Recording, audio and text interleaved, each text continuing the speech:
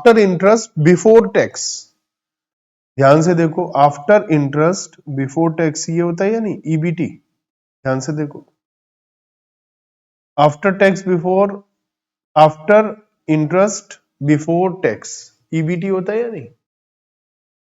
अब हमें जो फॉर्मूला है रिटर्न ऑन कैपिटल एम्प्लॉयड का, ये क्यों है फॉर्मूला वो भी समझाते हैं। ये होता है EBIT upon capital employed into 1। ये क्यों होता है फॉर्मूला, ये भी समझो, रटने की जरूरत नहीं है, समझने की जरूरत है। कैपिटल एम्प्लॉयड में कौन कौन आ रहा है, इक्विटी प्लस,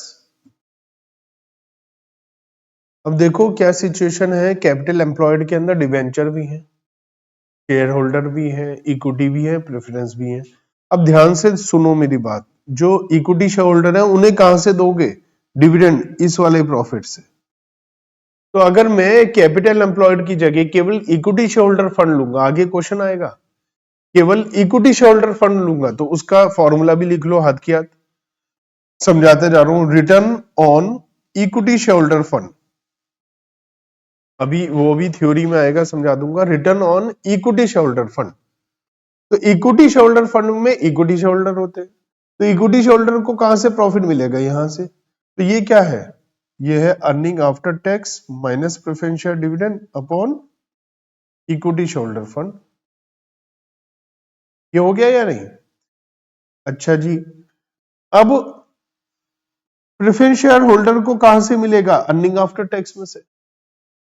अब प्रेफरेंस शेयर होल्डर किस में होते हैं, शेयर होल्डर तो return on equity, return on equity, और इक्विटी का मतलब क्या होता है, इक्विटी में इक्विटी शेयर होल्डर और प्रेफरेंस शेयर होल्डर दोनों होते हैं। तो रिटर्न ऑन इक्विटी का फॉर्मूला क्या बैठेगा, earning after tax upon equity into 100। तो इक्विटी और इक्विटी शेयर होल्डर फंड में अलग फर्क होता है, इक्विटी शेयर होल्डर फंड में केवल इक्विटी शेयर होल्डर होते हैं और इक्विटी में इक्विटी और प्रेफरेंस शेयर दोनों होते हैं, ठीक है। तो रिटर्न ऑन इक्विटी में क्या आएगा, अर्निंग आफ्टर टैक्स, रटने की जरूरत नहीं, समझने की जरूरत है। क्यों आएगा अर्निंग आफ्टर टैक्स, क्योंकि अर्निंग आफ्टर टैक्स में से प्रेफरेंस डिविडेंड मिलेगा और इक्विटी वालों को इसके बाद मिलेगा, तो इस प्रॉफिट में से दोनों का हिस्सा मिलेगा। अब हम बात करते हैं कैपिटल एम्प्लॉयड। कैपिटल एम्प्लॉयड में डिवेंचर भी होते हैं और डिवेंचर को इंटरेस्ट कहां से मिलता है, ईवीआईटी में से। तो ईवीआईटी में से डिवेंचर को भी मिलेगा, इक्विटी को भी मिलेगा, प्रेफरेंस को भी मिलेगा, इसीलिए हमने ईवीआईटी अपॉन कैपिटल एम्प्लॉयड, मैंने 3 रेशो कवर करे हैं, फर्स्ट सेकंड थर्ड नंबर। तीनों ही रेशो जितने ज्यादा होंगे उतना अच्छा होगा, रिटर्न उतनी ज्यादा बढ़िया होगी। अब इस क्वेश्चन में हमें क्या दिया हुआ था, 2 लाख रुपए ईबीटी, ईबीटी कितना दिया है, 2 लाख रुपए, और 40,000 का इंटरेस्ट है। तो 40,000 का इंटरेस्ट लेस करने के बाद 2 लाख आया, तो ईबीआईटी कितना होगा, 2 लाख।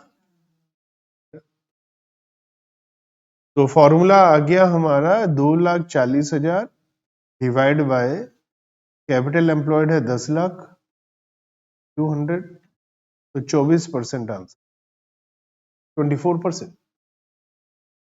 इसका मतलब हम 24% की कमाई करेंगे जो भी हम पैसा लगाएंगे। चलिए ये बात समझ में आई। अगर इसी क्वेश्चन में हम लोगों को और बातें पूछी जाती, डेट इक्विटी रेशियो ये सब, तो वो हम निकाल पाते। आगे आएगा क्वेश्चन, एक में ही बहुत सारे काम करने हो। तो रिटर्न ऑन कैपिटल एम्प्लॉयड निकाल पाओगे आप, अब मैंने आपको समझा दिया, तो इसमें से कर लोगे घर से आराम से रिटर्न ऑन कैपिटल एम्प्लॉयड, ठीक है ना। तो आपको रिटर्न ऑन कैपिटल एम्प्लॉयड निकालना है, और 46 में देखिए क्या बोला है, हमें रिटर्न ऑन कैपिटल एम्प्लॉयड निकालिए। देखो रिटर्न ऑन कैपिटल एम्प्लॉयड का एक फॉर्मूला ये भी होता है, asset turnover ratio multiply by 6 into 4, 24% आ जाएगा एक्स कंपनी के लिए, और वाई के लिए 0.44 इंटू 19,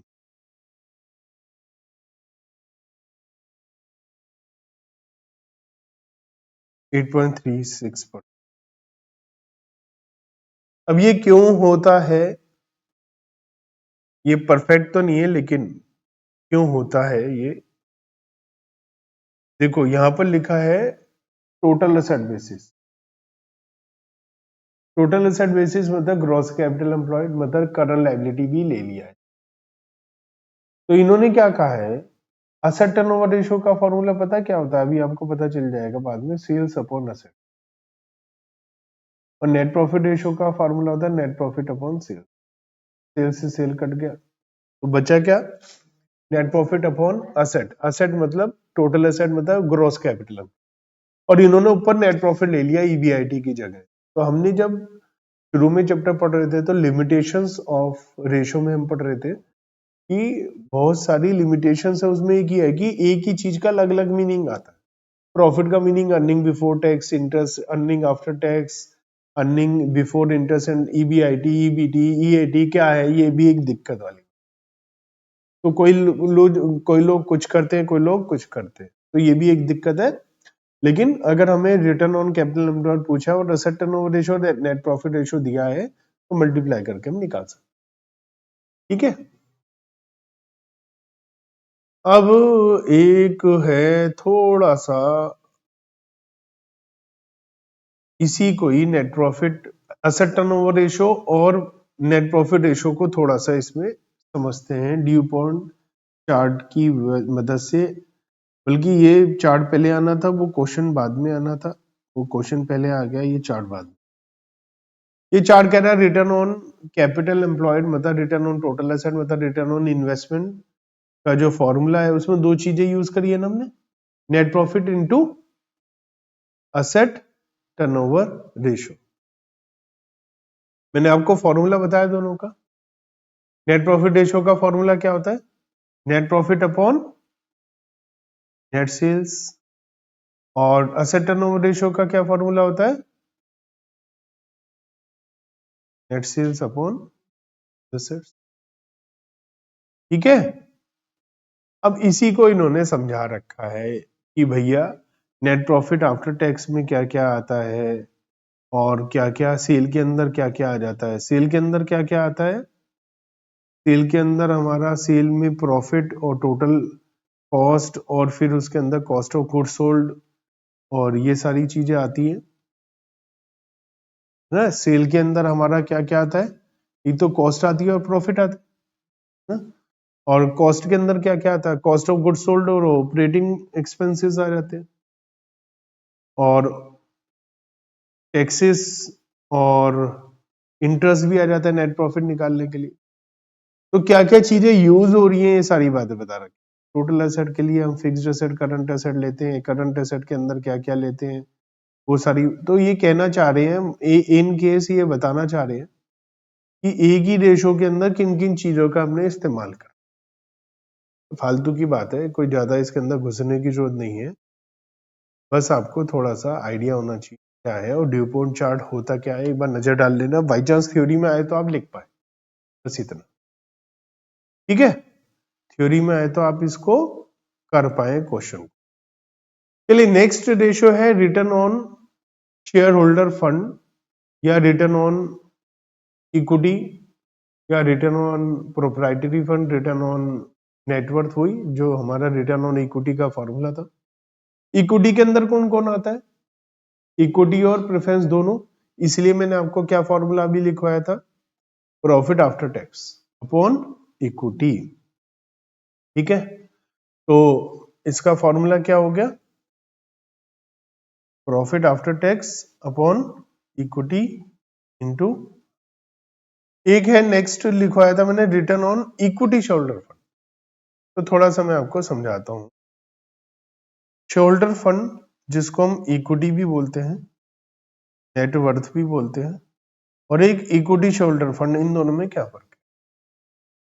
शोल्डर फंड में क्या आता है, equity share capital plus preference share capital plus reserve and surplus. Main बात ये आती है, नॉन ट्रेड इन्वेस्टमेंट फिक्टिशिया वो सब बात नहीं कर रहा मैं, वो तो होता ही होता है। तो तीन चीजें आती हैं। तो इक्विटी शेयर फंड में दो चीजें आएंगी, इक्विटी शेयर कैपिटल और तो माइनस माइनस तो सब होगा ही होगा। तो अगर हम देखें शेयर होल्डर, ये क्या नाम है, शेयरहोल्डर फंड, शेयरहोल्डर का मतलब इक्विटी प्रेफरेंस दोनों, यहाँ equity shareholder fund, equity shareholder का मतलब equity share.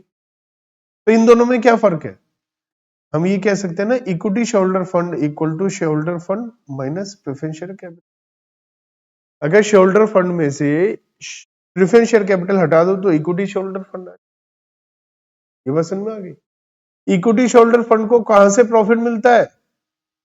Profit after tax minus preference share dividend में से मिलता है। तो इसका फॉर्मूला लिखवाया था आपको, profit after tax minus preference share dividend upon equity shareholder fund into 100। Clear? कोई टेंशन?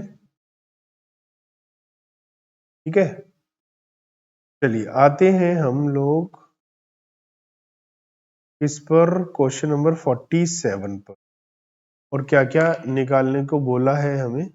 47 क्वेश्चन हम लोगों को बोला है compute debt equity ratio, proprietary ratio, है ना, debt equity ratio, proprietary ratio, capital gearing ratio, return on equity shareholder fund, EBIT दिया, tax rate दिया और रिटर्न ऑन कैपिटल एम्प्लॉयड, ये सब पूछा है। तो ये सब आप निकाल पाएंगे या अभी करोगे? अभी करोगे या घर से हो जाएगा? जी हो जाएगा।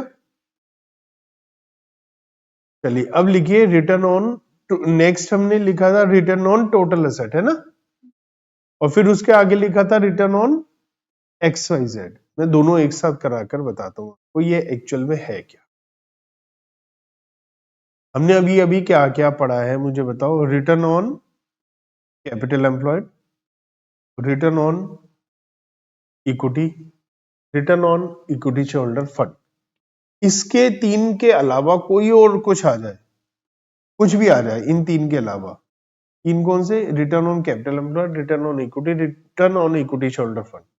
इसके अलावा कुछ भी आ जाए और जिसमें लिखा हो रिटर्न ऑन, कुछ भी आगे लिखा हो एक्स वाई जेड, तो आपको क्या करना है? प्रॉफिट आफ्टर टैक्स लेना है और डिवाइड करना है एक्स वाई जेड। मुझे बताओ return on total asset, return on working capital, सबको इसमें लिखा है compute total return on total asset, तो क्या हो जाएगा? Profit after tax upon total asset. अब इस क्वेश्चन के अंदर हमें क्या ध्यान रखना है कि नेट प्रॉफिट आफ्टर टैक्स निकालना पड़ेगा ना। हमें क्या दिया है? ईबीआईटी कितना दिया? ईबीआईटी इसमें से क्या माइनस करते हैं? इंटरेस्ट। इंटरेस्ट होता है डिबेंचर पे, 2.5 लाख का 14% जल्दी से निकालो।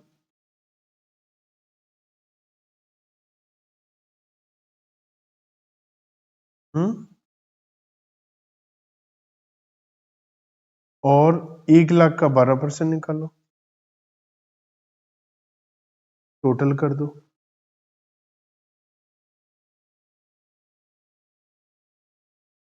कितना है? 47 आ गया। 47,000 माइनस कर दिए तो अर्निंग बिफोर टैक्स आ गया। कितना आया?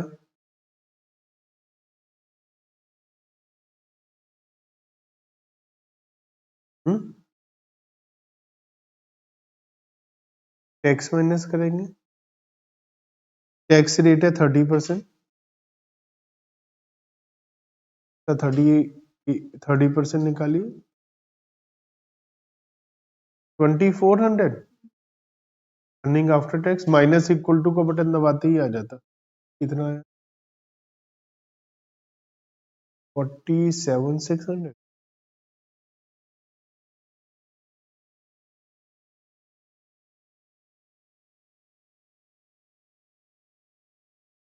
तो यही तो चाहिए हमें, डिवाइड बाय टोटल एसेट्स, है ना।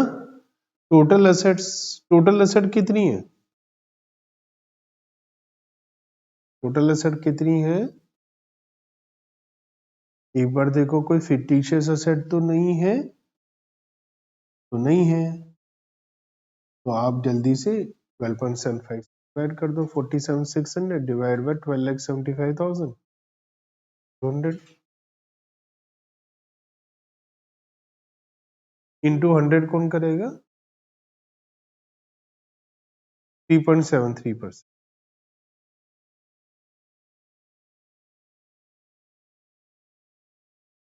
ठीक है, 3.73%। तो इस तरीके से हम लोगों ने कहाँ तक कंप्लीट कर लिया? रिटर्न प्रॉफिटेबिलिटी रेशियोज हमने कंप्लीट कर लिए हैं।